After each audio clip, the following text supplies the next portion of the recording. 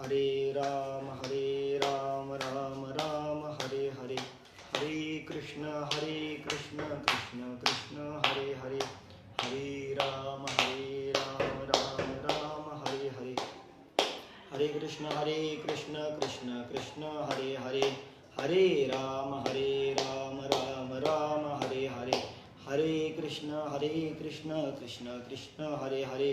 पुंडलिक वरदा हरि विठ्ठल श्री ज्ञानदेव तुकाराम पंढरीनाथ भगवान की जय. माऊली ज्ञानेश्वर महाराज की जय. जगद्गुरु तुकाराम महाराज की जय. सद्गुरु सच्चिदानंद घावरे बाबा महाराज की जय.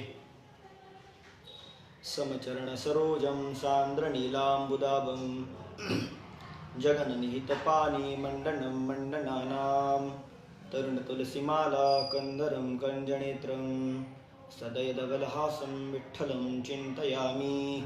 अलङ्कापुरी रम्यसिंहासनस्थं पदाम्बुजतेजस्फुरद्दिक्प्रदेशं विदिन्द्रादिदेवे सदा स्तूयमानं समाधिस्थमूर्तिं भजे ज्ञानदेवम्.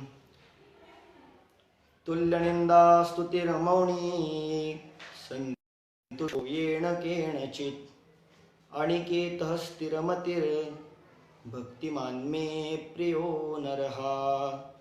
तुल्यनिन्दास्तुतिर्मौनी सन्तुष्टो येन केनचित् अनिकेतः स्थिरमतिर्भक्तिमान् मे प्रियो नरः. प्रस्तुत प्राप्त प्रसंगी पवित्र अशा प्रवचन निरूपणाकरता निवडलेला श्लोक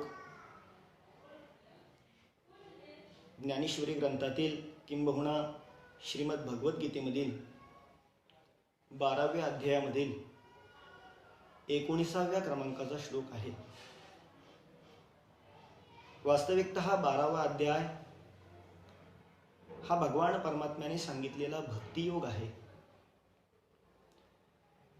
अर्जुनाने प्रश्न विचारावा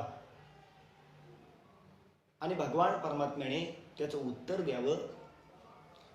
दुसऱ्या श्लोकापासून ते 20व्या श्लोकापर्यंत भगवान परमात्म्याने दिलेलं उत्तर आहे. त्याच्यामध्ये भक्त कसा असावा, भक्ताची लक्षणं कोणती, भक्ताच्या व्याख्या काय, भक्ती कशी असावी कशी नसावी या संदर्भातील सर्व काही गोष्टींचा आढावा आपण यापूर्वीच्या 18 प्रवचनांमधून घेतलेला आहे. माझ्या आधीच्या सर्व वक्त्यांनी अत्यंत सुंदर पद्धतीने भक्तीचं महात्म्य पटवून दिलेलं आहे. आणि आज या प्रवचनमालेचं पुष्प गुंफण्याची सेवा माझ्याकडे श्री ज्ञानेश्वरी पेजने दिली. त्याबद्दल त्यांचे या ठिकाणी आभार मी व्यक्त करतो आणि माझ्या प्रवचनाला सुरुवात करतो. भगवान परमात्म्याने सांगितलं की भक्त कसा असावा, भक्ताचं लक्षण काय. तुल्यनिंदा स्तुतिर्मौनी संतुष्टो येन केनचित् अशा स्वरूपाचं या ठिकाणी वर्णन आलेलं आहे. भक्त कसा असावा तर त्याच्या लेखी निंदा आणि स्तुती ही सम असावी. याचा अर्थ असा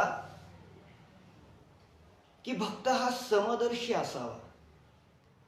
त्याला सर्व असणाऱ्या ज्या काही सुखदुःखादी वेदना आहेत, निंदा स्तुतीदी वेदना आहेत, त्याहीपेक्षा शत्रू मित्रादी वेदना आहेत, किंबहुना मान अपमानादी वेदना आहेत, या सर्व काही सम वाटाव्या.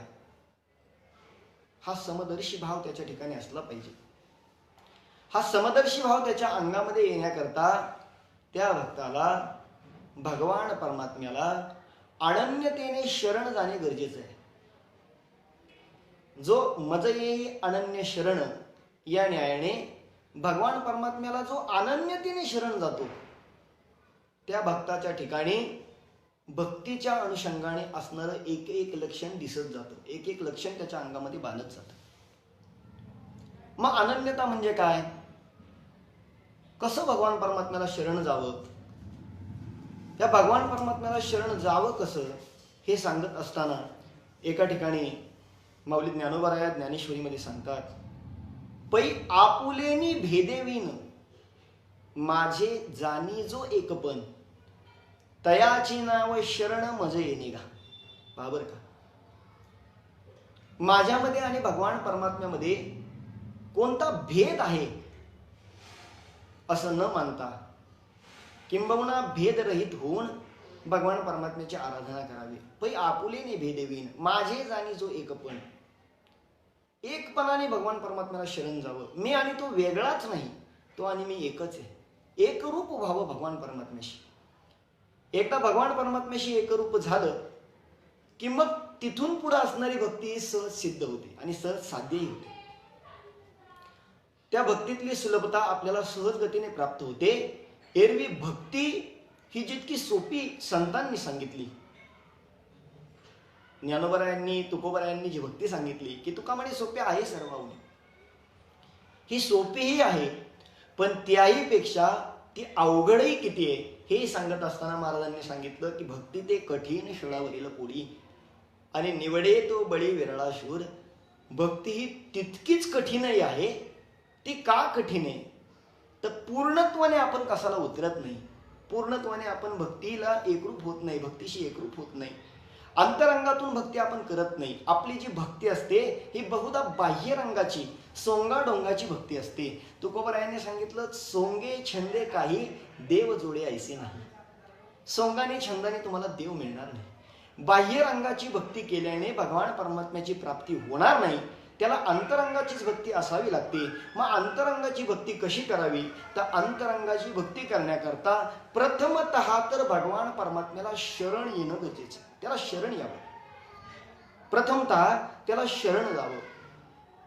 महाराज शरण येणं अजून सोप्या पद्धतीने आम्हाला सांगा ना, असं जर तुम्ही विचारलं तर माऊली ज्ञानोबरायांनी सांगितलं की जैसे घटाचे निदाशे गगनी गगन प्रवेशे मज शरण येणे तैसे ऐक्य करी. जसं घट असतो, घट, या घटाचा नाश झाल्याच्या नंतर या महाआकाशामध्ये ते घटाकाश जसं सामावून जातं, त्याप्रमाणे भगवान परमात्म्याशी एकरूप एकदा भक्त झाला की भक्ताच्या अंगामध्ये सगळी काही भक्तीची लक्षणं बांधल्याशिवाय राहणार नाही. 18व्या श्लोकापर्यंत म्हणजे समशत्रोच मित्रेच तथा मानापमानयोः इथपर्यंत असंख्य लक्षणं भगवान परमात्म्याने भक्ताची सांगितली. आणि हे सर्व झाल्याच्या नंतर 19व्या श्लोकामध्ये सांगत असताना, वर्णन करत असताना भगवान परमात्मा सांगतो की भक्त कसा असावा. मला जो भक्त आवडतो, जो मला अत्यंत प्रिय आहे, असा मला प्रिय असणारा आणि भक्तीस पात्र असणारा, खरी भक्ती, निष्ठेची श्रद्धेची भक्ती करणारा, अनन्यतेने भक्ती करणारा आणि त्याहीपेक्षा मला शरण येऊन भक्ती करणारा जो कोणी भक्त आहे, त्या भक्ताचं लक्षण सांगत असताना या ठिकाणी भगवान परमात्मा सांगतो की तुल्य निंदा स्तुती. पहा बरं का, या ठिकाणी या श्लोकामध्ये वर्णन करत असताना भगवान परमात्म्याने त्या भक्ताचे लक्षण सांगत असताना सांगितलं, एकतर तो निंदा आणि स्तुती यांना सम मानणारा असावा. त्याच्यानंतर सांगितलं मौनी, तो मौनी असावा. त्याच्यानंतर सांगितलं संतुष्टो, नंबर 3, तो संतुष्ट असावा. त्याच्यानंतर सांगितलं अनिकेत, तो अनिकेत, याचा अर्थ सर्वत्र विहार करणारा, एका जागेवरती न राहणारा, किंबहुना एका जागेशी आस्था न धरणारा असावा. आणि त्याच्या पुढे सांगितलं स्थिरमती. पहा बरं का, एकतर पहिलं लक्षण सांगताना सांगितलं की निंदा स्तुती सम मानणारा, दुसरं लक्षण सांगितलं मौनी, तिसरं लक्षण सांगितलं संतुष्ट, चौथं लक्षण सांगितलं अनिकेत आणि 5वं लक्षण सांगितलं हे स्थिरमती. पहा बरं का, मग तो तुल्य निंदा स्तुती म्हणजे निंदा आणि स्तुती सम मानणारा. आता सामान्यदर्शी जर माणूस पाहिलं, किंबहुना तुमच्या आमच्यासारखे सामान्य जीव जर पाहिले, तर महाराज सहज सहज एखाद्याची स्तुती जर आपण केली तर ती स्तुती केल्याच्या नंतर जरी माणसाची छाती 40 इंचाची असली तरी 56 इंचाची त्याची छाती होते. म्हणजेच तो स्तुतीने हुरळून जातो. आणि सहज सहज त्याची कोणी निंदा केली की ती निंदा त्याला सहन होत नाही, ती निंदा त्याला रुचत नाही, ती निंदा त्याला पचत नाही. मग कोणी जर निंदा केली तर मग त्या निंदेचा बदला घेण्याचा विचार त्याच्या मनामध्ये येतो. महाराज, हे सामान्याचं लक्षण आहे. निंदा आणि स्तुती या दोन्ही गोष्टींच्या अंतःकरणाला होणाऱ्या वेदना सामान्य जीव सहन करतो. पण भक्ताच्या बाबतीमध्ये असं नसतं. भक्ताला निंदा जरी कोणी केली तरीही काही वाटत नाही आणि स्तुतीही जरी कोणी केली तरीही काही वाटत नाही. म्हणजे सरळ सरळ सांगायचं झालं तरी निंदेने हुरळून स्तुतीने हुरळून न जाणं आणि निंदेने होरपळून न जाणं हे ज्याचं लक्षण आहे तो खरा भक्त आहे. पहा बरं का, निंदेने हुरळून न होरपळून न जाणं आणि स्तुतीने हुरळून न जाणं. आज सर्वसामान्य स्थितीमध्ये तुमच्या आमच्यासारखे कैक सामान्य जीव जर कोणी स्तुती केली, वा वा महाराज किती सुंदर गायलत तुम्ही, किती सुंदर वाजवलत तुम्ही, किती सुंदर कीर्तन केलं, असं म्हटल्याच्या नंतर इतका माणूस फुगून जातो, इतका माणूस अभिमानाने असा अभिमान ग्रहण केलेला, म्हणजे अगदी अभिमानाने असा फुगून जातो की आता माझ्यासारखं या जगामध्ये कुणी नाही. म्हणजे जर कोणी स्तुती केली तर जगप्रिय, आणि मग कुणी चालू मध्ये जर आपली निंदा केली, महाराज तुम्ही केलं पण ते खूप चांगलं नाही बरं का, असं जर कोणी म्हटलं की मग महाराज आपल्याला असं वाटतं की आपले हे लोक निंदा करतात काय, याचा अर्थ आपल्याबद्दल यांच्या मनात काहीतरी कपट आहे. महाराज, निंदा आणि स्तुती सम मानणं ही दशा सामान्य नाही. या दशेला जाण्याकरता अनन्यतेची भक्ती करावी लागते, अनन्य स्वरूपाची भक्ती करावी लागते, अनन्य शरण भगवान परमात्म्याला जावं लागतं.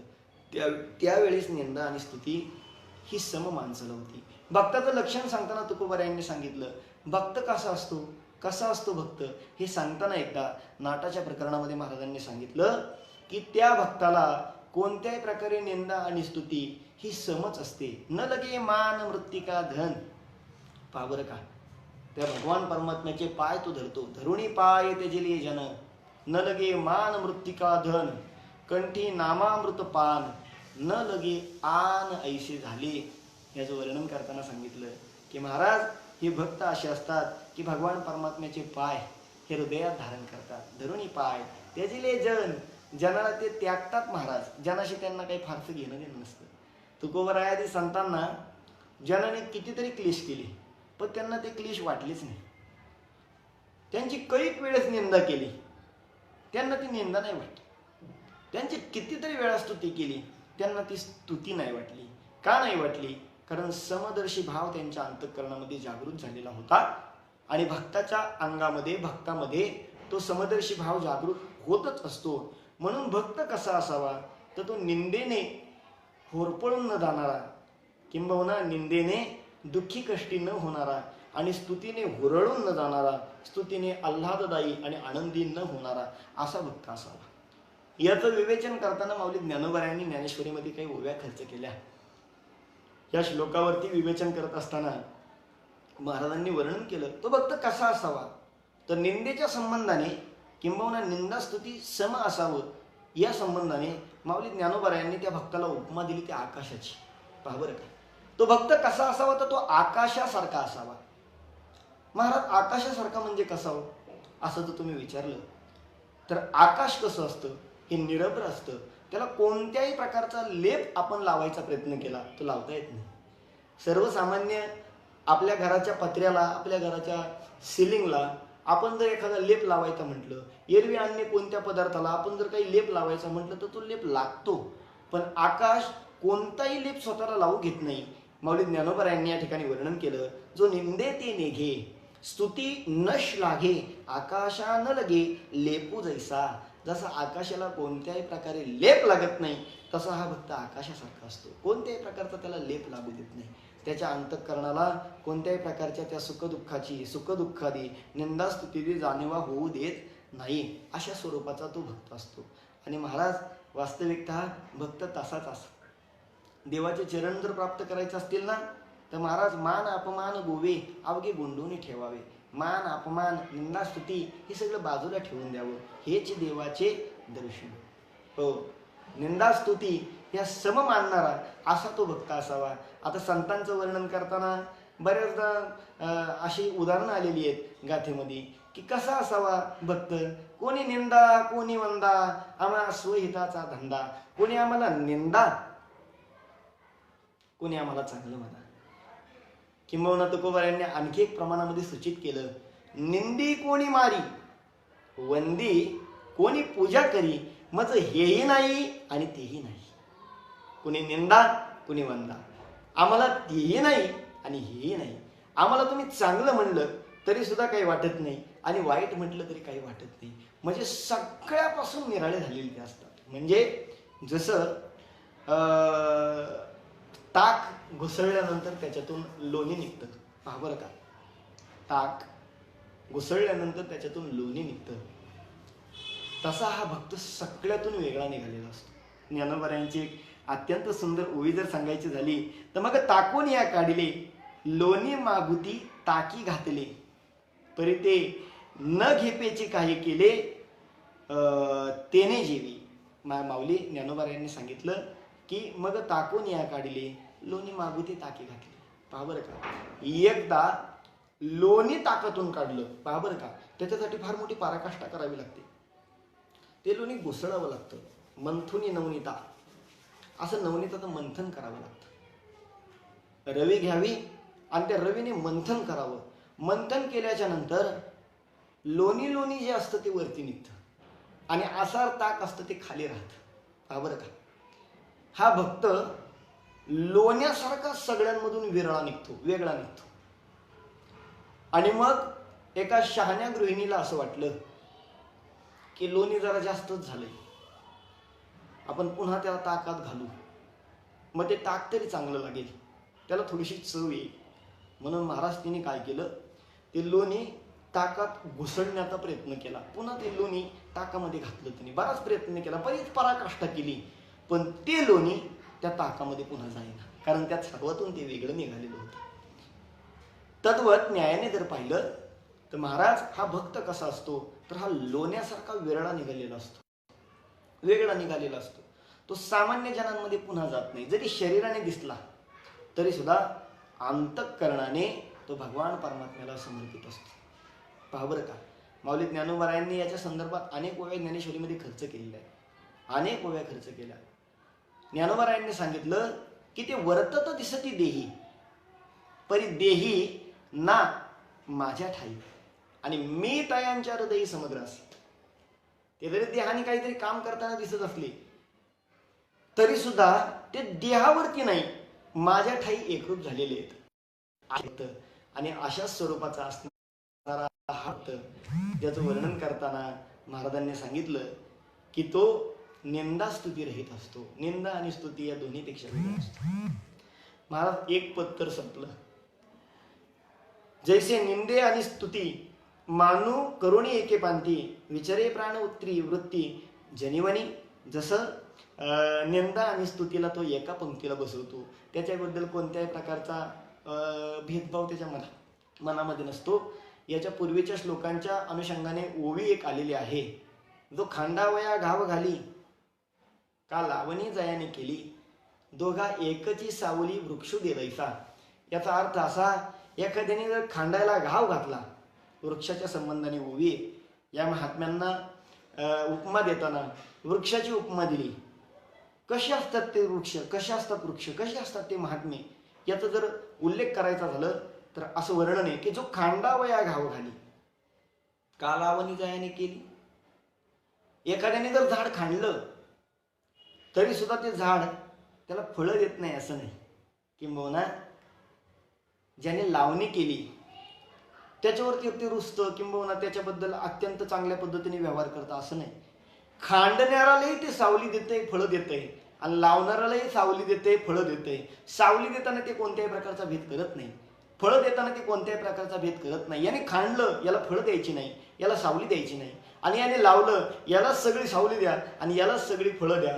अशा प्रकारचा भेदभाव ज्या झाडाच्या अंतःकरणामध्ये नाही, किंबहुना ज्या झाडाच्या ठाई नाही, तद्वत या संतांच्या किंबहुना या भक्तांच्या ठाई अशा प्रकारचा भेदभाव सामान्यांबद्दल राहत नाही.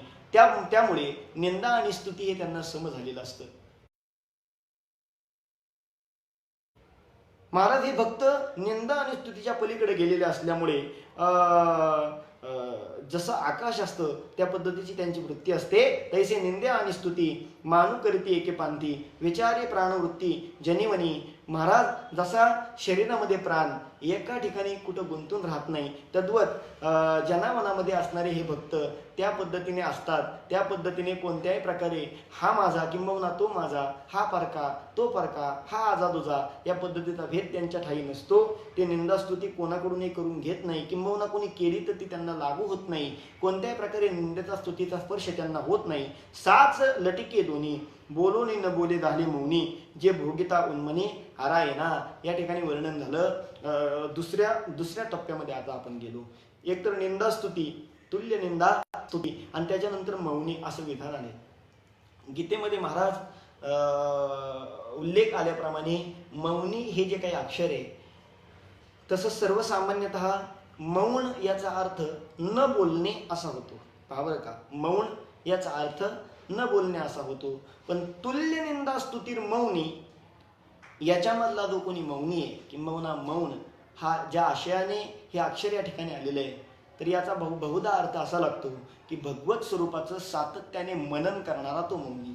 आणि ज्ञानोबरायांनी जो सांगितला तो लटिके साच लटिके दोन्ही बोलोने न बोले झाला मौनी. म्हणजे साच म्हणजे खरं आणि लटक म्हणजे खोटं, या दोन्ही प्रकारचं बोलणं जरी त्याच्या शरीरात दिसत असलं तरी ते अंतःकरणापासून नाही असा त्याचा अर्थ आहे. अंतःकरणापासून त्याने तर मौनच धरलेलं आहे. आणि त्याच्याही पेक्षा पुढे जाऊन सांगितलं की जे भोगिता उन्मनी आरायना.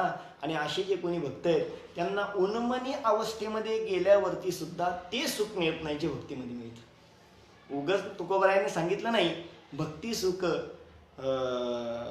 नेनवे अनेका पंडिता वाचका ज्ञानियांसी.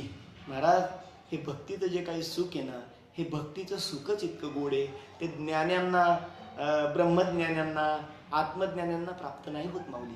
आत्मनिष्ठ जरी झाले जीवनमुक्त तरी भक्ती सुख दुर्लभ. त्या आत्मनिष्ठ जीवनमुक्त जरी झाले, योग साधनेच्या बळावरती तुर्यगा किंबहुना तुर्या अवस्थेला जरी पोचले, उन्मनी अवस्थेला जरी पोचले, तरी त्यांना जो आनंद मिळत नाही, ज्या आनंदापासून ते वंचित आहेत, तो भक्ती सुखाचा आनंद हे भक्त यथोचित लुटत असतात.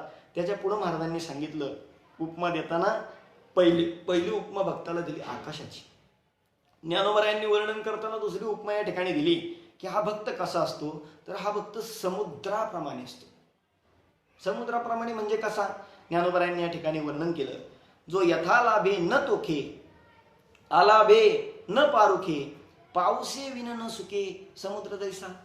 पहा बरं का, जसं अजिबात पाऊस पडला नाही म्हणजे समुद्र सुकत नाही, आणि खूप समुद्रामध्ये पाऊस पडला किंवा खूप पाऊस झाला म्हणून समुद्र कधी ओसंडून वाहत नाही. तो दोन्ही अवस्थेमध्ये त्याची पातळी सोडत नाही, त्याची पात्रता नाही सोडत. एरवी समुद्राने जर पातळी सोडली तर मग सामान्य जीवाचं काही खरं नाही. तद्वत न्यायाने हा असणारा जो कोणी भक्त आहे, हे पूर्व संचिताने पूर्व प्रारब्धाने जर भौतिक सुख त्याला प्राप्त झाली तर त्या भौतिक सुखाने ते सुखी होत नाही. आणि जर किंबहुना प्रारब्ध वशामध्ये त्यांना जर दुःख भोगावं लागलं, किंबहुना प्रतिकूलता प्राप्त झाली, तर त्या प्रतिकूलतेमध्येही ते दुःखी होत नाही. या दोन्ही अवस्था जरी आल्या तरी कोणत्याही प्रकारे ते ढळत नाही. जसा समुद्र खूप पाऊस पडल्याने पातळी ओलांडून वाहत नाही, ओसंडून वाहत नाही, आणि अजिबातच पाऊस नाही पडला तरी तो सुकत नाही. या न्यायाने महाराज हा जो कोणी भक्त असतो, या भक्ताची स्थिती या ठिकाणी सांगितली. जसा समुद्र त्याप्रमाणे हा भक्त. पुढं वर्णन असं आलं आणि वायुसी एके ठाई. पहा बरं का, नंबर 3 मी मगाशी सांगितलं. ज्ञानोबरायांनी पहिली उपमा या भक्ताला दिली ही आकाशाची दिली, दुसरी उपमा दिली ही समुद्राची दिली, आणि त्याच्यानंतर तिसरी उपमा देताना या ठिकाणी वायू किंबहुना वारा जो आहे ना, वारा तो वारा कसा असतो त्याची उपमा या ठिकाणी या भक्ताला लागू केली. काय सांगितलं? वारा कसा असतो? तो स्वैर असतो. पहा बरं का, या ठिकाणी वर्णन असं आलं, आणि वायुसी एके ठाई बिढार जैसे नाही, तैसा न धरीची केही आश्रय जो. जसा वायू असतो, त्या वायूचं वर्णन करताना ज्ञानोबारायांनी सांगितलं की एका ठिकाणी वायू कधी थांबत नाही. कधी जर आपण पाहिलं तर त्या वायूला बंदिस्त केलं तरच तो एका ठिकाणी थांबतो. म्हणजे जशी टायरमध्ये आपण हवा भरतो किंवा एखाद्या फुग्यामध्ये आपण हवा भरतो, ती हवा त्या फुग्यामध्ये भरल्यावरती ती एका ठिकाणी आपल्याला एकत्रित करता येते. जर कोणत्याही प्रकारचे असं साधन जर नसेल तर एरवी हवा सर्वत्र मुक्त आहे. त्या पद्धतीने हा असणारा भक्त हा अनिकेत असतो. अनिकेत असं त्याचं वर्णन आहे. याचा अर्थ असा, त्याला एका ठिकाणचा कुठला लोभ नाही. एका ठिकाणचं घर, जसं सामान्य ग्रह असते, त्याच्या घराच्या संदर्भाने तो एकरूप झालेला असतो. तो कुठेही जगाच्या पाठीवरती गेला, जगाच्या पाठीवरती कुठेही गेला, अगदीच खोटं किंबहुना अगदीच बरंच काही सांगण्यापेक्षा तुमच्या आमच्यासारखे सामान्यतः वारकरी पंढरीच्या वारीला जातात. पहा बरं का, त्या पंढरीच्या वारीला निघाल्याच्या नंतर आळंदीमध्ये वारकरी पोहोचले. आळंदीमधून प्रस्थान माऊली ज्ञानोबारायांचं झालं. मुक्काम पुण्यामध्ये आला. पुण्यापर्यंत मुक्काम आला तोपर्यंत सर्व काही ठीक आहे. तोपर्यंत ज्ञानोबारायांचं प्रस्थान, ज्ञानोबारायांच्या विषयीचे आस्था किंबहुना सर्व काही आहे त्या जागेवरती. परंतु रात्री ज्यावेळेस मुक्कामावरती पोहोचला आणि आपल्या आपल्या राहुट्यांमध्ये गेला आणि अंथरुणावरती त्याच्या पडल्याच्या नंतर डोळा झाकला की मग सगळं काही भक्ती, ज्ञानोबाराया, तुकोबाराया, वारकरी, भजन, कीर्तन याच्यापासून तो वेगळा. आणि मग तिथं गेल्याच्या नंतर डोळे झाकल्याच्या नंतर ज्या ठिकाणी तो कायम राहतो, नित्य त्याची वस्ती आहे, ते घर, त्या घराची त्याला आठवण येते. आणि आठवण आल्याच्या नंतर कसं असेल घरी, काय चाललं असेल घरी, बरी आहेत का माझी मुलं बाळ, जरा विचारून तर पाहावा. आता त्यावेळेस सुविधा नव्हत्या, आता सुविधा झाल्या. मग त्याने फोन काढावा आणि लगेच फोन करून घरी विचारावं. तो कुठेही जरी गेला तरी त्याच्या चित्तामध्ये त्याचं घर किंबहुना त्याची वास्तव्याची जागा आहे. तसं मायबाप भक्ताच्या अनुषंगाने जर विचार केला तर भक्ताच्या अनुषंगाने हा विचार लागू होत नाही. भक्त जो असतो हा वाऱ्याप्रमाणे असतो. एका ठिकाणी त्याला आस्था नसते. ज्या ठिकाणी तो राहतो त्याला कोणत्याही प्रकारे बद्धता नाही.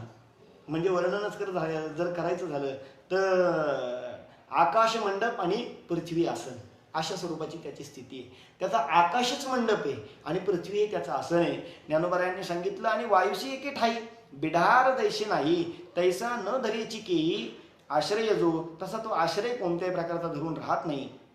आगवाची आकाश स्थिती, जेवी वायुशी नित्य वस्ती, तेवी जगाची विश्रांती स्थान जया.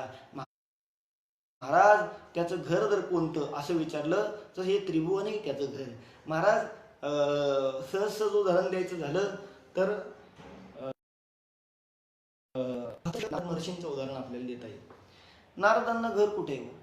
तुम्ही जर विचारलं नारदांचं घर कुठे, तर नारदांचं घर कुठंच नाही महाराज. त्रिभुवन हे त्यांचं घर. स्वर्ग लोकांमध्ये त्यांनी जावं, त्यांनी मृत्यू लोकात जावं, त्यांनी राक्षस लोकांमध्ये जावं, सर्व ठिकाणी त्यांनी प्रस्थान करावं. ह्या जगामध्ये स्वच्छंदीपणाने त्यांनी फिरावं आणि सर्वत्र परमेश्वर एकरूपाने पाहावा, अशी नारदांची स्थिती. जसं त्या नारदांची स्थिती आहे तशी या सामान्य भक्ताची स्थिती असते.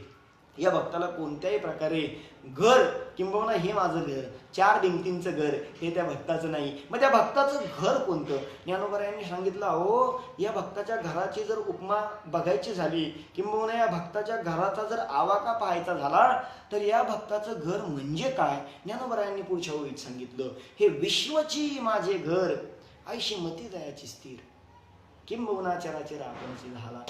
या ओवीमध्ये भक्ताचा समदर्शी भाव आपल्या नजरेला आल्याशिवाय राहत नाही. किंबहुना भक्त कसा समदर्शी आहे त्याचं वर्णन या ठिकाणी. ही 1 स्क्वेअर फूटची, 10 स्क्वेअर फूटची, 100 स्क्वेअर फूटची, 1000 स्क्वेअर फूटची जागा माझी आहे, किंबहुना हे 4 भिंतींचं घर माझं आहे, हे सर्वसामान्याची स्थिती.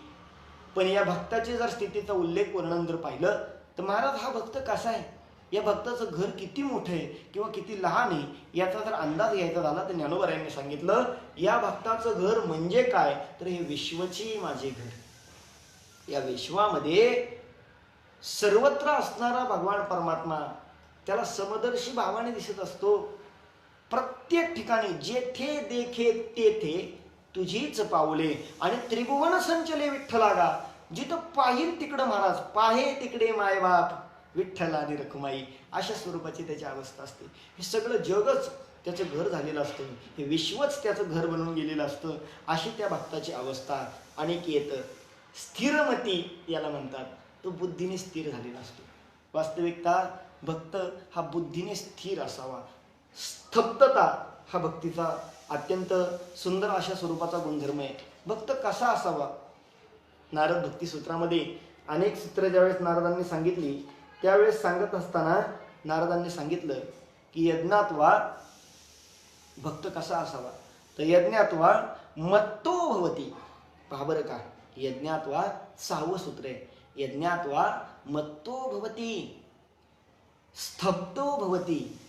आणि त्याच्याही पुढे जाऊन सांगायचं झालं तर आत्मारामो भवती. भक्त कसा असावा, तर मत्त असावा, भगवत चिंतनामध्ये तो उन्मत्त असावा. त्याच्यानंतर सांगितलं तो स्तब्ध असावा. कोणत्याही प्रकारे त्याची स्तब्धता किंवा त्याच्या चित्ताची शांतता ही ढळता कामा नये. त्याच्या चित्ताची असणारी शांतता ही ढळता कामा नये. स्तब्धो भवती आणि आत्मारामो भवती. आत्माराम स्वरूपामध्ये तो मग्न झालेला असावा. अशा स्वरूपाचं नारद महर्षींनी वर्णन केलं की स्तब्धो भवती, तो स्तब्ध असावा. कसा स्तब्ध असावा? शरीराने जरी चलनवलन केलं तरी अंतःकरणाने तो स्तब्ध असावा. अंतःकरणाने भगवान परमात्म्याशी तो एकरूप असावा. कसा? तर हे विश्वची माझे घर, ऐशी मती जयाची स्थिर, किंबहुना चराचर आपणची झाला.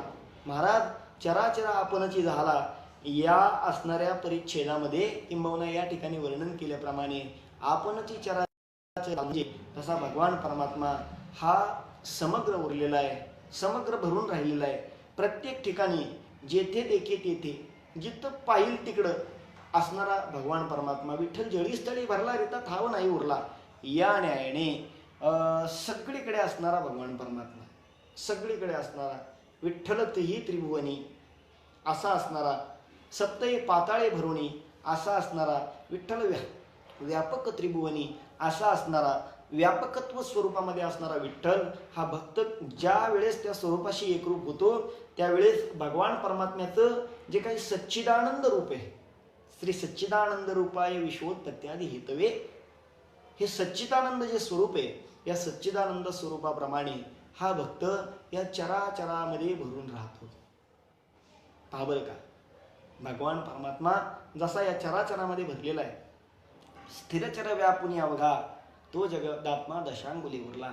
चराचरामध्ये भगवान परमात्मा जसा भरलेला आहे, जसा प्रत्येक घटामध्ये तो भरलेला आहे, सर्वा घटी राम देहादेही एक या न्यायाने जसा सगळ्या घटांमध्ये तो भरलेला आहे, तद्वत हा भक्त आपणची चराचर झाला, तो चराचर स्वतः होऊन राहतो. अशी त्या भक्ताची ख्याती ज्ञानोबारायांनी या ठिकाणी वर्णन केलेली आहे. त्याही पुढे महाराजांनी सांगितलं, मग याही वरी पार्था माझ्या भजनी असता तरी तया ते मी माथा मुकुट करी. आता पहा बरं का, मग त्याच्याही पुढे जाऊन सांगितलं हे सर्व असो, इथपर्यंत सगळं काही ठीक आहे, पण असा जो कोणी भक्त आहे जो एकरूप झालाय माझ्याशी, मत स्वरूपामध्ये एकरूप झालाय, माझ्या भजनामध्ये एकरूप झालाय, तो असणारा भक्त, माझ्या भजनामध्ये ज्याची आस्था आहे, मग तशी माझ्याशी एकरूप झालेला जो भक्त आहे त्याला मी माथ्यावरती माझ्या मुकुट करून राहतो, माझ्या डोक्यावरती त्याला मी घेतो. पहा बरं का महाराज, भक्ताला माथ्यावरती मुकुट देव करतो याचं काही उदाहरण तुमच्याकडे आहे का, असा जर तुम्ही प्रश्न केला किंवा कुणीही प्रश्न केला तर ज्ञानोबारायांनी त्याला उत्तरही दिलेलं आहे. उत्तमसी मस्तक खाला विजय हे काय कौतुक, परी मानू करीती ती लोक पायवीन पायवनिया. महाराज, उत्तमाला मस्तक खालवलं जाईल कुणाचंही, एखादा महात्मा सद्गुणी जर पुरुष दिसला तर त्याला मस्तक खालवलं जाईल, याच्यात काही नवल नाही, पण त्याचा मान किंबहुना त्याचं पायवणी हे सामान्यांनी घ्यावं अशा स्वरूपाचा तो भक्त असतो.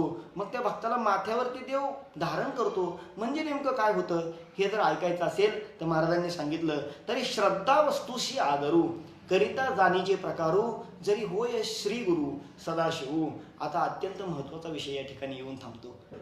महाराज देव माथ्यावरती त्या भक्ताला घेतो, तया ते मी माथा मुकुट करी, हे देवाचं वचन आहे, ज्ञानोबारायांनी सांगितलं. मग कसं म्हणे, त्याच्याकरता तुम्हाला भगवान शिवाला श्रीगुरु करावं लागेल, भगवान शंकराला श्रीगुरु करावं लागेल. का हो, परिये असो आता महेशाते वानिता आत्मस्तुती होता संचारो असे. महाराज असो, शिवाची स्तुती आता जास्त झाली, पण शिवाची स्तुती जास्त झाली म्हणण्यापेक्षा शिवाचं उदाहरण, शंकराचं उदाहरण या ठिकाणी का दिलं, त्याचं कारण असं आहे, भगवान शिव हा भगवान विष्णूचा अनन्य भक्त आहे. तुम्ही म्हणसान काय महाराज पुरावा, सांगू तुम्हाला. ज्या वेळेस ध्यानमग्न अवस्थेमध्ये भगवान शिव असतात ना, त्यावेळेस त्यांच्या अंतःकरणामध्ये जे चिंतन चालू असतं ते कुणाचं असतं, तर भजन करी महादेव आणि राम पूजी सदाशिव. तो भजन करतो कुणाचं, भगवान श्री विष्णूचं. आणि त्याहीपेक्षा जर सांगायचं झालं तर शिवोश्च हृदय विष्णू आणि विष्णूश्च हृदय शिव. शिवाच्या हृदयामध्ये विष्णू आहे आणि विष्णूच्या हृदयामध्ये शिव आहे. एकनाथ महाराजांनी सांगितलं, एका जनार्दनी वैष्णव शिरोमणी महादेव. महादेव हा सर्वसामान्य नाही, हा सर्व वैष्णवांचा शिरोमणी आहे, ज्याने भगवान परमात्म्याला अंतःकरणामध्ये धारण केलेला आहे आणि त्याला कोणत्याही प्रकारची निंदास्तुती सुखदुःखापासून तो विरळा झालेला आहे. असा असणारा भगवान शिव या तत्वापर्यंत पोहोचला. म्हणून तया ते मी माथा मुकुट करी या न्यायाने भगवान पांडुरंगाच्या जर मुकुटावरती तुम्ही पाहिलं, तुम्ही केव्हाही जर पाहिलं तर भगवान पांडुरंगाच्या मुकुटावरती भगवान शिवाचं लिंग विराजित आहे. तया ते मी माथा मुकुट करी, डोक्यावरती त्याला विराजित केलेलं आहे. मग महाराज तुम्ही जर हे म्हणता तर भगवान शिवसुद्धा रामाची स्तुती करतात, किंबहुना विष्णूची स्तुती करतात. मग विष्णू ही शिवाची स्तुती करतात, किंबहुना शिवाचा जप करतात. मग शिवाच्या माथेवरती विष्णू का नाही, असा जर कोणी प्रश्न केला तर सांगू का, भीमा आणि चंद्रभागा तुझे चरणीचे गंगा, त्याच्या चरणातून निघालेल्या या भीमा चंद्रभागा या गंगा आहेत. मायबाप, या त्याच्या चरणातून निघालेल्या गंगा माझ्या शिवाने मस्तकावरती धारण कराव्या. तया ते मी माथा मुकुट करी. याही पुढे सांगितलं, परिय असो आता महेशाते वानिता आत्मस्तुती होता संचार वसे. यया लागी हे दोहे मणितले रमा नाही अर्जुना मी वाहे शिरी तयाते. त्यांना मी शिरावरती घेतल्याशिवाय राहत नाही. जे पुरुषार्थ सिद्धी चौथी. आता पुढचा विषय या ठिकाणी, या पुढच्या विषयाला हात घालत असताना ज्ञानोबारायांनी सांगितलं की मग हा भक्त कसा असतो, हा इतका उदार असतो, इतका अंतःकरणाने उदार असतो. महाराज अहो, सर्वसामान्य स्थितीमध्ये आपल्या खिशातले 10 रुपये 5 रुपये कोणी कोणाला देत नाही, हे सर्वसामान्याचा व्यवहार. अहो, सर्वसामान्य धन सुद्धा कुणाला देत नाही.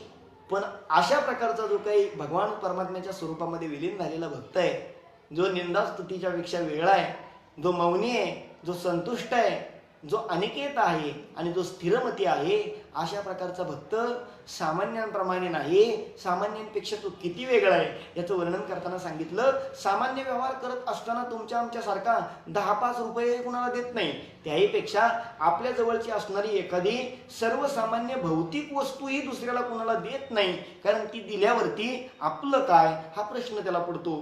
पण हा भक्त इतका उदार आहे, त्याचा अंतःकरण इतकं उदार आहे.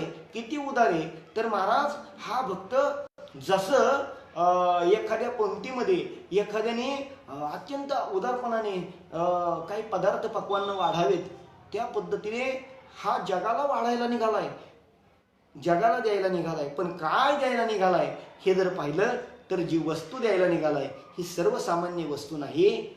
ज्या वस्तूमध्ये जीवाचा उद्धार आहे, किंबहुना पुनरपि जननम पुनरपि मरणम पुनरपि जननी जठरे शयनम ये संस्तारे खलुदस्तारे कृपया पारी पायी मुरारे.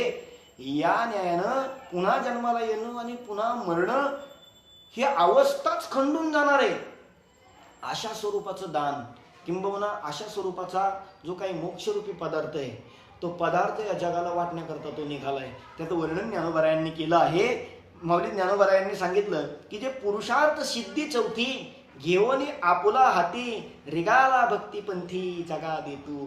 महाराज, पुरुषार्थ सिद्धी चौथी 4 प्रकारचे पुरुषार्थ शास्त्र सांगतं.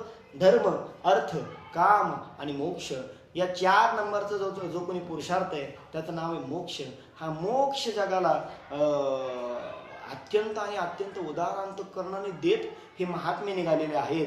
पुढे त्यांनी सांगितलं की जो कैवल्याचा अधिकारी मोक्षाची सोडी बांधी करी की जळाची पडी तळोटू घे.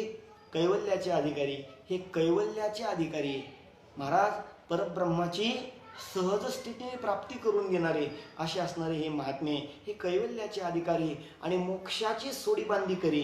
मोक्ष इतका त्यांच्या ठिकाणी सामान्य असा असणारा किंबहुना असे असणारे ते महात्मे इतकं जरी त्यांची ख्याती असली किंबहुना याही अवस्थेला ते गेलेले असले परमोच्च अवस्थेला जरी ते गेलेले असले तरी महाराज त्यांची स्थिती अशी आहे की इतक्या अवस्थेला जाऊनही त्यांना कोणत्याही प्रकारचा लेश नाही. ती लेश रहित आहे. कोणत्याही प्रकारचा त्यांच्या अंतःकरणामध्ये मद किंबहुना त्याच्या विषयीची भावना त्यांच्या अंतःकरणामध्ये नाही. मग त्यांचं अंतःकरण कसं आहे तर की जळाची ये परी तळवटू घे. त्यांची वृत्ती पाण्यासारखी.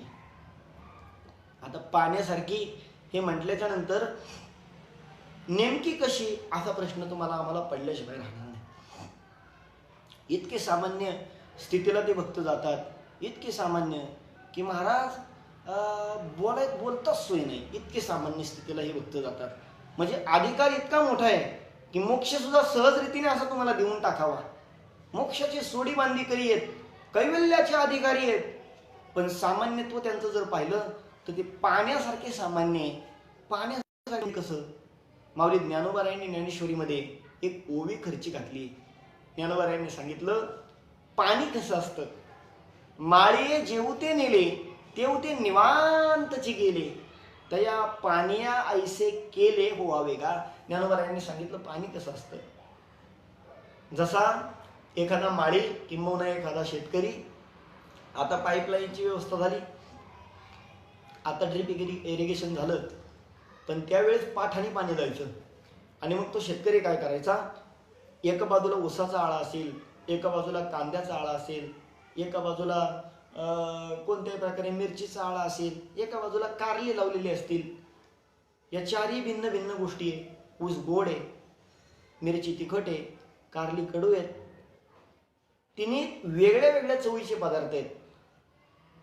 पण म्हणून पाणी कधी असं म्हटलं नाही हे माळ्या मला ऊसाच्या चाळ्यात का घातलं, कारलं कडू आहे मला कारल्याच्या चाळ्यात का सोडलं, मिरची तिखट आहे मी तिखट स्वरूपामध्ये जातोय मला तिथंच का घातलं.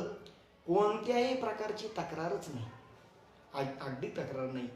ज्ञानोबारायांनी सांगितलं की हे पाणी माळ्याने सोडावं. माळे जेवते नेले तेवते निवांतची गेली. हो, माळ्याने सोडून द्यावं आणि त्या पाण्याने निवांत जावं. कोणत्याही प्रकारचा लेश लावून घेऊ नये. मला इकडंच का पाठवलं, मला तिकडंच का पाठवलं, तक्रारच नाही. असं तक्रार रहित सामान्य जीवन जसं पाण्याचं असतं तया पाणी ऐसे केले व्हावे का. या न्यायाने हे भक्त अगदी सामान्य पाण्यासारखे. हो, सगळ्याहून लीन. हो, इतके मऊ, इतके सामान्य अशा स्वरूपाचे पाण्यासारखे असणारे ते भक्त.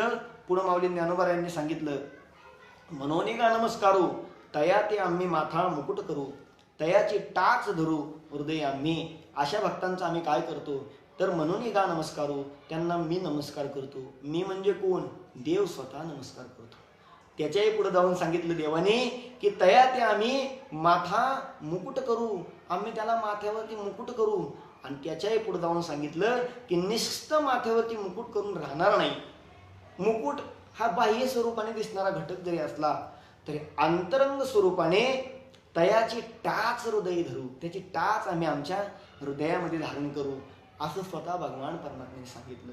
आणि अनेक भक्तांच्या संदर्भाने जर विचार केला तर या सगळ्या भक्तांना देवाने डोक्यावरती घेतलेलं आहे आणि त्यांची असणारी पावलं आपल्या अंतःकरणामध्ये साठवून ठेवलेली आहेत. सगळ्याच भक्तांच्या बाबतीतली उदाहरणं आपण जर पाहिली तर महाराजांनी पुढं ज्ञानोबारायांनी वर्णन केलं की तयांची या गुणांची लेणी लेवू आपुली वाणी तयाची कीर्ती श्रवणी आम्ही लेवू.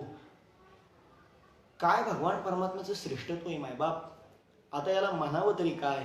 भगवान परमात्म्याने असं सांगितलं की तयांच्या गुणांची लेणी अहो जग या सगळं जग देवाच्या मागं पळतंय आणि हा देव भक्ताच्या मागं पळतोय. नावडे वैकुंठ शेषाचे शयन आणि वैष्णव सदन आवडते. देवाला नाही आवडतो वैकुंठ नाही आवडत. नाहम वसामी वैकुंठे योगिनाम हृदय रहो मदभक्ता यत्र गायंती तत्र तिष्ठामी नारदा. या न्यायाने भगवान परमात्मा कुठेही जरी नाही सापडला वर योगियांची मानसे उमरडोनी जाय. या न्यायाने भगवान परमात्मा कुठेही जरी नाही सापडला तरी सुद्धा त्या भक्ताच्या ठिकाणी तो असतो. आणि त्याहीपेक्षा देवाने त्याचं सर्वसामान्यत्व पत्करलं आणि असामान्यत्व सोडून दिलं. आणि देव सामान्य स्वरूपाला किंबहुना सामान्य होऊन या ठिकाणी दीनवाणीने बोलतोय की अशा भक्तांच्या बाबतीमध्ये माझं मत काय, देवाचं मत काय, या भक्तांचे गुण आम्ही आमच्या मुखाने गाऊ, तयांच्या गुणांची लेणी लेवू आपुली वाणी. माझ्या वाणीने त्याची गुणावळी किंबहुना त्याच्या गुणांची कीर्ती मी वर्णन करीन, भगवान परमात्म्याने सांगितलं. आणि त्या भक्तांची कीर्ती आम्ही श्रवण करू. भगवान परमात्म्याला भक्तांची कीर्ती खूप आवडते. हो, देवाला चांगलं नाही म्हटलं ना, देवाला काही फरक पडत नाही. तुम्ही चांगलं म्हणा वाईट म्हणा काही फरक नाही पडत.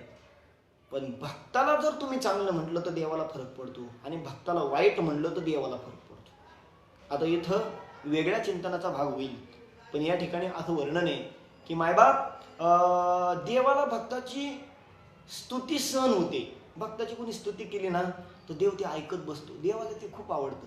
पण भक्ताची जर निंदा कोणी केली, हरिदासाची कोणी हरिदासाची कोणा न घडावी निंदा सहात गोविंदा त्या नाही. हरिदासाची निंदा कधी कोणी करू नये, त्या भक्ताची कोणी निंदा कधी करू नये. या ठिकाणी त्या संदर्भाचं वचन जरी आलं नसलं तरी हरिदासाची किंबहुना अशा भक्ताची निंदा देवाला सहन होत नाही. मग देव त्याची विल्हेवाट लावल्याशिवाय राहत नाही. तो निंदा करणार जर कोणी त्याची वाट लावल्याशिवाय राहणार नाही. मग निंदा करणाऱ्याची ही अवस्था, मग स्तुती करणाऱ्याचं काय? स्तुती तर देवाला आवडते ना. हरिदासाची हरिभक्ताची स्तुती देवाला जर आवडते तर मग अशी स्तुती करणारा जो कोणी हरिचा भक्त आहे किंवा हरिभक्ताची स्तुती करणारा जो कोणी एखादा सामान्य जीव आहे त्याचं काय? तर महाराजांनी सांगितलं की त्याला आम्ही डोक्यावरती घेतो. हो, त्याला आम्ही डोक्यावरती घेतो. त्याचं वर्णन पुढं आलं. पण या ठिकाणी या भक्तांसाठी देव सामान्यत्व पत्करतो आणि असामान्य असणारा, जगाचा चालक मालक पालक, कर्तुम अकर्तुम अन्यथा कर्तुम शक्तीचा असणारा दाता असा असणारा भगवान परमात्मा या भक्तांसाठी सामान्य होतो. या भक्तांसाठी स्वतःला तो बांधवून घेतो. पहा बरं का, या भक्तांसाठी तो निर्गुण स्वरूप असणारा परमेश्वर परमात्मा, अजो नित्यो असा असणारा तो परमात्मा या भक्तांसाठी स्वतःला बांधून घेतो. अशा स्वरूपाची वचनं या पुढच्या 3 ओळीमध्ये आलेली आहेत. महाराजांनी सांगितलं की तो पहावा हे डोळे म्हणून अचक्षुषी माझे डोळे. पहा बरं, देव अचक्षु आहे पण तरी सुद्धा त्याला पाहण्याकरता तो डोळे धारण करतो. काय भक्ताचं सामर्थ्य, श्रेष्ठत्व आहे. त्या भक्ताला मी पाहावं, तो भक्त मला दिसावा याच्याकरता भगवान परमात्म्याने डोळे आणि धारण केले. त्याच्या पुढे हातीचे लीला कमळे पोजत आहेत. हातामध्ये भगवान परमात्म्याच्या कमळ आहेत. पहा तुम्ही, ती कमळं कशासाठी आहेत? तर म्हणे ही कमळं आहेत ना या भक्तांना पूजण्याकरता मी माझ्या हातामध्ये ठेवलेली.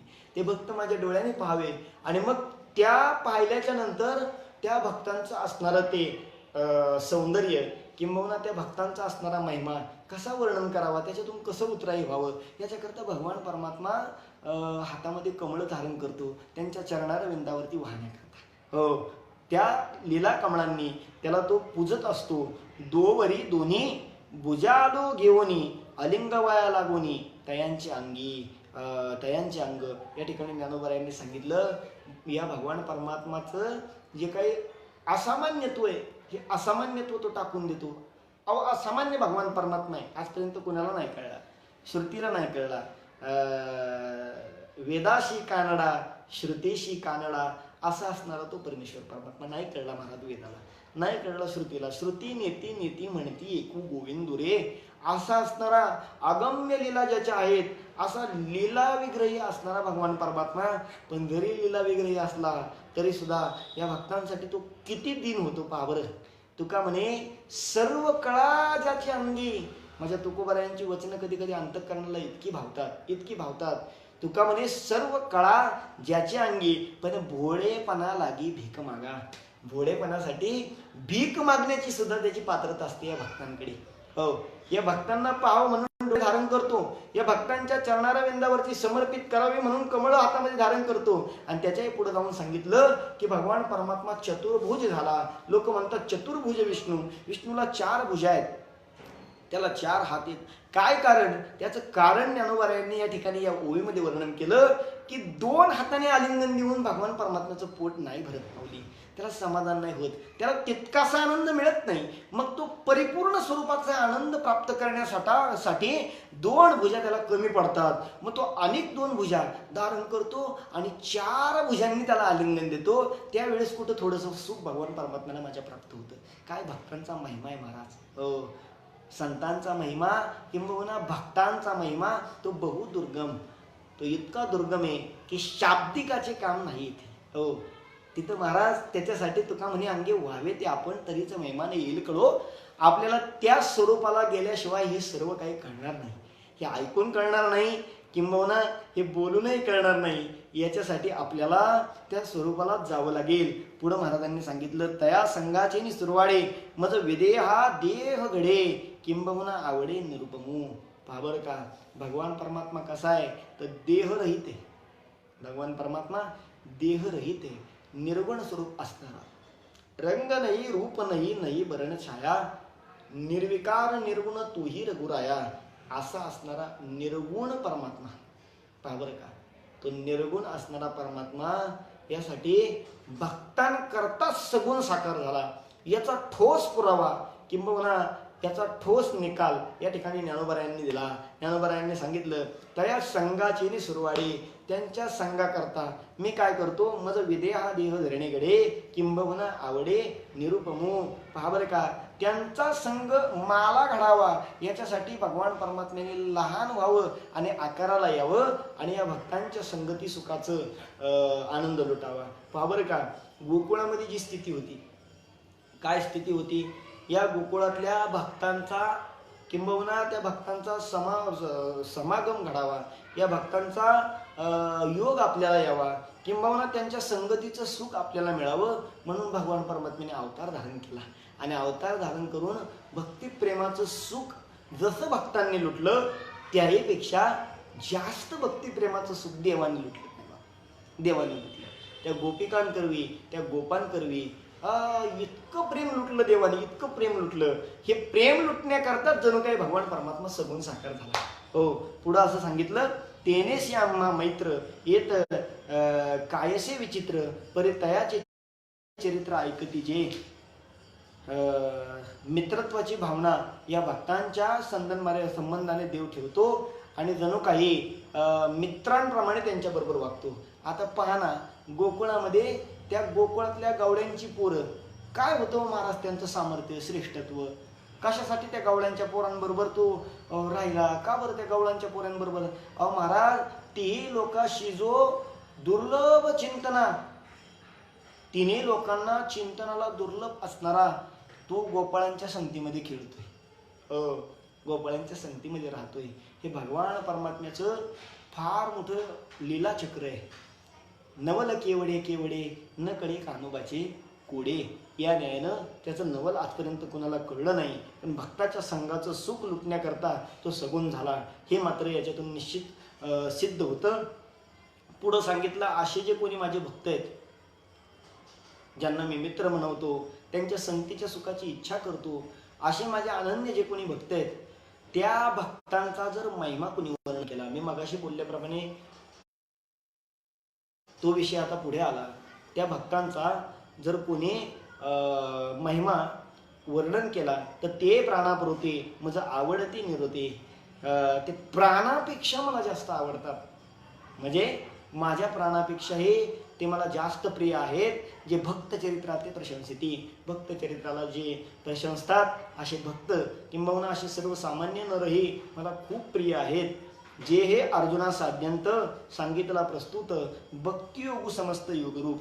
मायबाप, हा भक्तियोग सांगत असताना या भक्तियोगामध्ये सर्वच प्रकारचा ज्ञानयोग असेल, अष्टांग योग असेल, कर्मयोग असेल, या सगळ्या असणाऱ्या योगांचा संबंध याच्यामध्ये आहे. हा योगरूप असणारा भक्तिरूप आहे. जेने मी प्रीती करे का मनी शिरसा धरी एवढी थोडी जया स्थिती आहे. महाराज, या असणाऱ्या भक्तीने भगवान परमात्म्याला तो भक्त प्रिय किती होतो यथारूप या श्लोकामध्ये याचं वर्णन ज्ञानोबारायांनी केलेलं आहे. या ओवीमध्ये ज्ञानोबारायांनी त्याचं वर्णन केलं आहे. स्तुल्य निंदा स्तुतिर्मौनी संतुष्टो येन केनचित अनिकेत स्थिरमतीर भक्तिमान्ये प्रियो नरहा अशा आशयाचा असणारा जो काही गीतेचा श्लोक आहे याचं अल्प अशा बुद्धीने चिंतन करण्याचा विवेचन करण्याचा मी निश्चित प्रयत्न केला. या ठिकाणी माझ्या मुळशी तालुका वारकरी संप्रदायातील सर्वच असणारी मंडळी ज्यांनी हा योग घडवला या सर्वांचे या ठिकाणी मी विशेषत्वाने आभार व्यक्त करतो. आणि या ठिकाणी हे 19व्या क्रमांकाचं प्रवचन पुष्प गुंफण्याची संधी मला दिली त्याबद्दल आपणा सर्वांचे आभार या ठिकाणी मानतो. गुरुवर्य ब्रह्मभूत सद्गुरू सच्चिदानंद गावरेबाबा महाराज यांच्या कृपा आशीर्वादाने जे काही 2 अक्षर बोललो असेल ते पांडुरंग परमात्म्याच्या चरणारविंदावरती समर्पित करतो. आणि या ठिकाणी पुन्हा एकदा तुम्हा संत महंतांच्या चरणारविंदावरती दंडवत घालून काही 2 अक्षरं जी बोललो असेल त्याच्यामध्ये काही चूक असेल तर बुद्धीचे दोष आणि जे बरोबर असेल ते सद्गुरूची कृपा या न्यायाने जेही असेल ते भगवान परमात्म्याच्या चरणावरती समर्पित करून माझ्या वाणीला या ठिकाणी पूर्ण विराम देतो. विठ्ठल विठ्ठल विठ्ठल विठ्ठल विठ्ठल.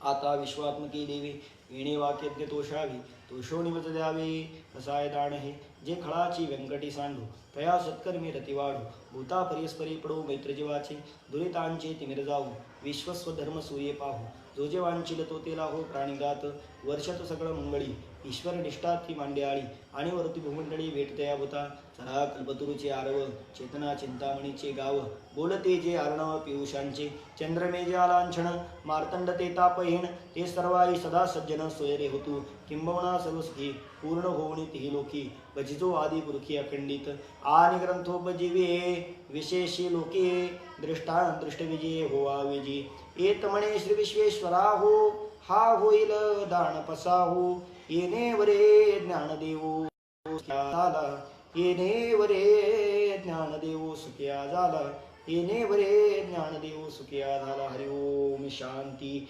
शांती शांती ही पुंडली कबरदार विठ्ठल श्री ज्ञानदेव तुकाराम पंढरीनाथ भगवान की जय. माऊली ज्ञानेश्वर महाराज की जय.